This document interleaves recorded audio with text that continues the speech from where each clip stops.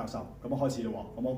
好啦，無論香港又好，澳門又好啦，係屬於呢個世界上面咧一個好高端嘅城市嚟嘅。除咗有美麗嘅建築啦，有好好嘅醫療啦，有好嘅法律體系之外啦，我哋有特別多嘅人才啦，亦都係我哋嘅競爭力之一。而我哋點解可以擁有咁多人才？正正就係在座你哋咁多位嘅大學教授，為我哋培育一位又一位未來社會嘅棟梁。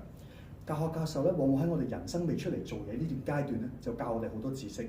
而更重要，大學教授教嘅咧，係我哋人生裏面辨別是非觀念嘅一個概念啊。所以今日咧，我好希望第一個產品能夠回饋翻你哋咁多位嘅大學教授，係啲乜嘢咧？就係我哋公司推出嘅林寶堅尼啦。我哋呢個林寶堅尼咧，平時就可以俾你代步，而且咧，你仲要揸住一個林寶堅尼去到你嘅校園裏面，拍喺最當眼嘅位置。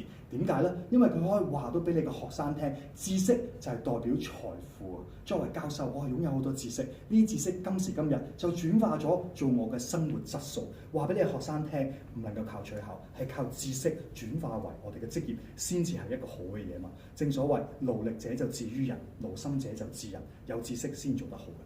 咁而且我哋嘅林寶堅尼咧，買成架車咧，我哋會送你學生一樣人數嘅小模型俾你，你就可以將呢個模型代表你嘅教育理念送俾你每一位學生，提醒住佢努力學習知識，努力上進，先至可以擁有美好嘅未來。一個咁好嘅產品，一個林寶堅尼，我哋而家可以分期開一次過俾，都係賣緊3600萬啫。我哋已經連埋一個好好嘅 souvenir 俾埋你㗎啦。咁好嘅嘢，作為教授絕對值得你擁有。